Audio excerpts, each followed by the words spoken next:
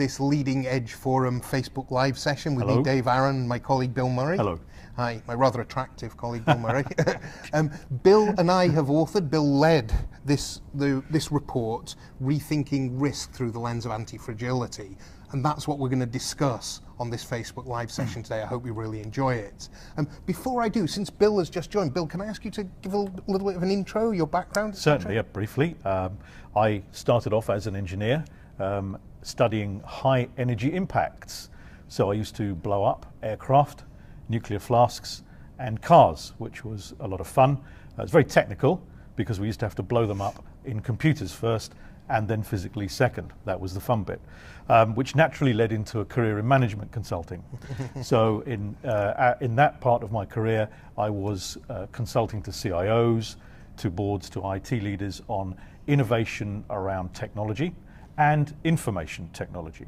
So in the late 90s, I was working directly with the Leading Edge Forum, and throughout the early 2000s, as Leading Edge Forum were discovering consumerization, I was taking that research and ideas, turning it into pilots and prototypes with clients. So it's quite leading edge application of LEF's research. As the matrix thinking came along, I did exactly the same as well. So I've been working alongside LEF for the best part of 20 years, and I decided I had better join them and start to generate some of that research directly, do some advisory on it, and actually get in again to helping CIOs and IT leaders put this stuff into practice. Oh, great, and we're really glad you joined, Bill. So we're going to talk about this anti-fragility concept. As many of you know, last year we created this vision of winning in the 21st century, arguing that organizations had sleepwalked from the 20th to the 21st centuries with inappropriate, out-of-date business models, operating models, etc. We realized part of that was actually risk. We needed to rethink risk management. And you know, Bill and I have something in common. We've both worked our way through the rather hard books of this guy, Nassim Nicholas Taleb. Really hard. Yeah, really, hard. Really quite challenging. Yeah. The books like Fooled by Randomness, The Black Swan, Anti-Fragile, and I think it's called The Bed of Procrustes. It's even hard to remember the titles. And we realized together that maybe we need to rethink risk through this lens of anti-fragility.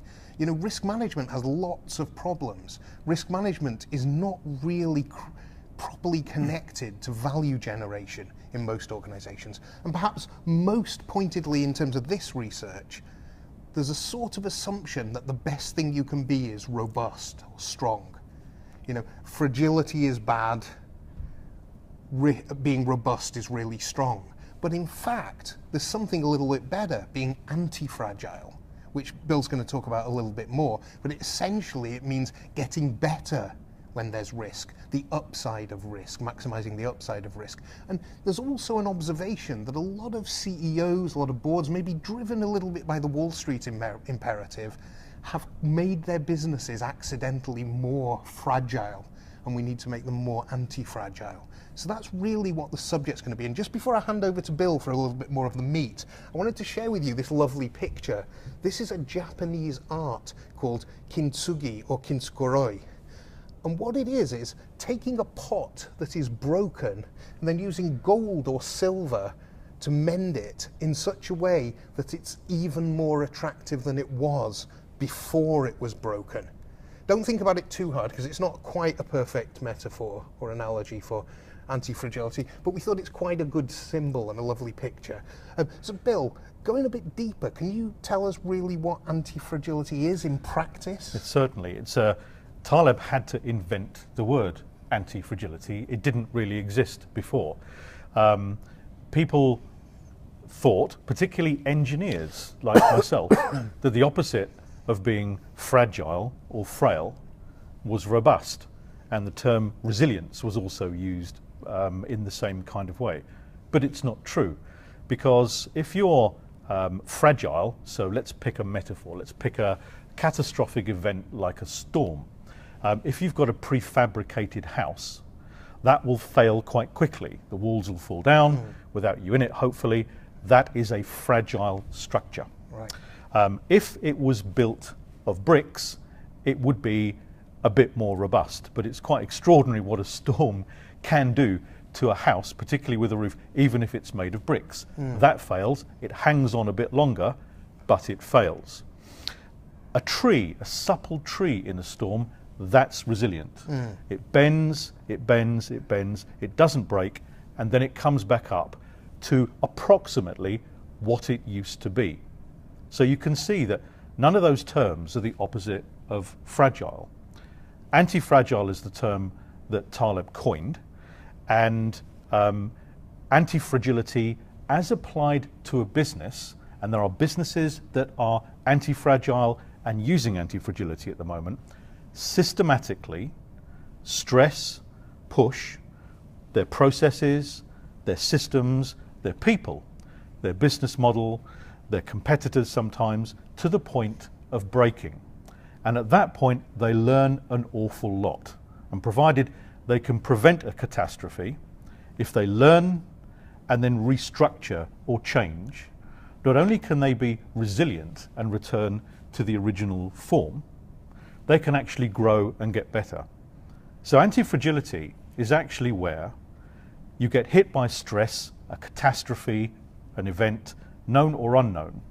You go through that process and you're stronger as a result of it. So that's the what.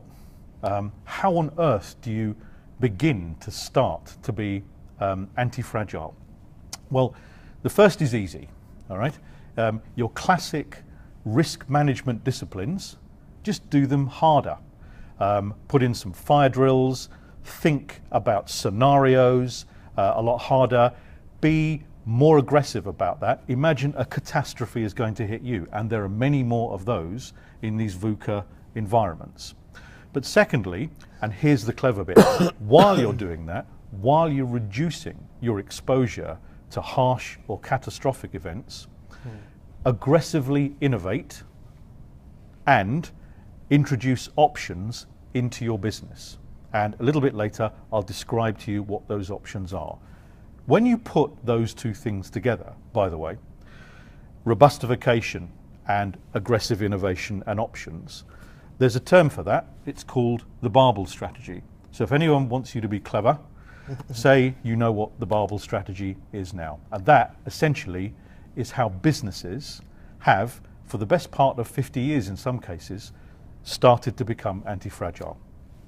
Great, thanks, Bill. And as I look through the camera at our millions, or maybe it's billions of viewers of this fantastic Facebook Live session, I think I hear people saying, well, that's very interesting and theoretical, but how about some practical examples? Can we share some practical examples? Certainly. So before the word came about and people were bandying around the term resilience, Toyota, who I think alternate with Volkswagen as the biggest car firm by number of cars produced in the world.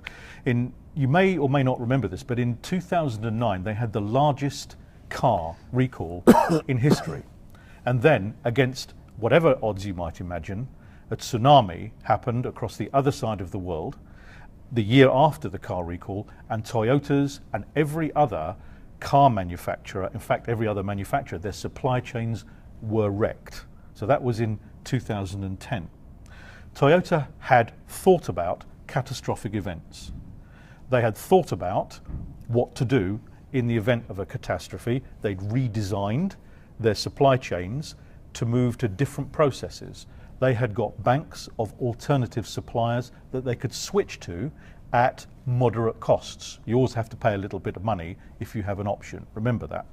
And third of all, they had crisis teams that were multidisciplinary, self-managing, that worked throughout the supply chains to take out the old suppliers, put in the new suppliers, and bring the supply chains back online. Actually, what Toyota did over the 2 years following that, up until 2012, was gain market share much more than any of their competitors. That catastrophe had completely stalled their competitors, but because of Toyota's anti-fragile response, their supply chains were stronger and faster afterwards, which resulted in market share. And that's the bit that makes it anti-fragile rather than just good. They're just returning to the original state. They got even better while the competition was struggling. Okay, and I can see you're getting excited now because I know this is a hot topic for you, Bill. Now, how about the domain of IT and technology? Can you give us an example? So it's a relatively well-known example, but it's extremely powerful, which is that Netflix, and remember this is an organization whose content is delivered around the world, literally I think to billions of people now, on their infrastructure. Their infrastructure is an astonishing amount of their business. So what do? They try and wreck their infrastructure. Can you imagine that? Who would have the guts to wreck their own infrastructure? You'll be familiar with the term chaos monkeys, all right? What Netflix have been doing for a number of years is deliberately bringing to the point of breaking, or sometimes actually even breaking, part of that infrastructure that delivers the content. Very quickly learning, very quickly fixing, and then improving the performance of that infrastructure. They used to do it on a small scale, but a chaos gorilla is an approach to doing that over an infrastructure across an entire state of a large country. Nice. Chaos gorillas. And if I could just add one more example, Bill, I'm particularly interested in this whole data protection and privacy thing. That's a whole shock coming down the line. Particularly in Europe with GDPR, which will be coming in May 2018. That's kind of a shock to every business, and many businesses and government agencies will be challenged to comply with that. We've been talking recently to a number of vendors, like there's one called Trust Hub based here in the UK, there's one called Integris in the US, who we met on our study tour with Madrona Ventures in Seattle, who help you get a better handle on your data so that you can more easily comply with data protection. You know, people's requests for access, people's requests to be forgotten, reporting a breach, etc. And I think to your point, Bill, that's a great example. And in fact, my colleague David Michella made me aware of this. That is a great example. If you implement tools and techniques to comply with very strenuous data protection directives like GDPR, you're not only just complying, you're also in a position to know where your data is better, to exploit growth opportunities better. So quite a good example, right? Indeed. Okay. Yeah. Yep. Cool. So, practical steps. Yes, we talked that it might be nice for us to share. There's 9 practical steps we outline at the end here that you basically created, Bill. Would you be able to pick out a couple? Certainly, yeah. Okay, so the first one is incredibly easy. Stop putting fragility into businesses. Stop. We should have a poster with a head and stop on it, right? Businesses are fantastic at making themselves fragile. Lean, a very good, very popular approach to making processes perform better and less expensively, can be taken too far. Overly lean processes have no headroom. If you put a large shock through them, that could be a lot of transactions, for example, they'll stop, they'll fall over, and your operations will stop. Other places you should stop building fragility into are large systems. Large systems with messy, spaghetti-like architecture, if you continue to build on those, you are creating fragility. You're spending large amounts of money on fragility. A third area where you should stop is building Death Star size IT programs. Split them into smaller units and put smart commercial options in the contracts, because you know they tend to overrun. They all overrun, actually. They can tend to fail, but if you can break them up and put options in your contracts to go with different suppliers, that's very, very practical anti-fragility. So that's the first thing. Stop building it into your business. Second is, in your business, you'll have lots of vehicles for options. Contracts are the most obvious. Procurement, supply chain, finance, manufacturing. It's amazing what commercial options you can put into that, albeit at a cost. It is an option, so there's an option cost or price. But when you hit a roadblock, when you hit a problem, you have an alternative. And that alternative it could probably get you out of the mess. Third, concentrate on this one. Physical assets are fragile, all right? Look at physical assets. Can you replace them with services, with options? The classic one is cloud, okay? If you look at on-premise infrastructure, how many options have you got around that if demand goes through the roof? It'll happen slowly and it'll happen expensively. Cloud, with a good option in it to actually expand and scale massively at agreed price points, is a fantastic way of taking fragility out of your business in an asset and bringing anti-fragility back in. And it's scale up and scale down. Scale up and scale down as well. Nice. Now, if you're using cloud, that's when you start to think about the matrix, all right, which LEF have been introducing for the last 2 years or so. If you can really access the public cloud, you can begin to bring in all of the new as-a-service options, machine intelligence, IoT. Every 6 months, there's a new kind of service, and that gives you a range to access that you wouldn't otherwise normally be able to do. Right? A couple of other things very quickly. Don't forget to stress those processes. Even if you do it on pieces of paper around a room with lots of diagrams, looking at the breakpoints, I would advise doing fire drills on it and actually trying to stress them and break them. But that's the very, very practical way to take fragility out of your business. And fifth, and this is not intuitive, but Taleb does say this, and it's very, very true now in this digital era where you're having to deal with groups of suppliers that we call ecosystems. Go out there and trade. It's one of the best places to experiment is actually outside in a collection of suppliers that you may or may not want to call an ecosystem, because the rough and tumble of it makes you discover how your processes actually work, how good your people are, how agile they are at forming and unforming relationships, how good your systems are. But more importantly, maybe there's a new business model or a new financial model that you meet in one of your suppliers that gives you options. Those are a few starter steps.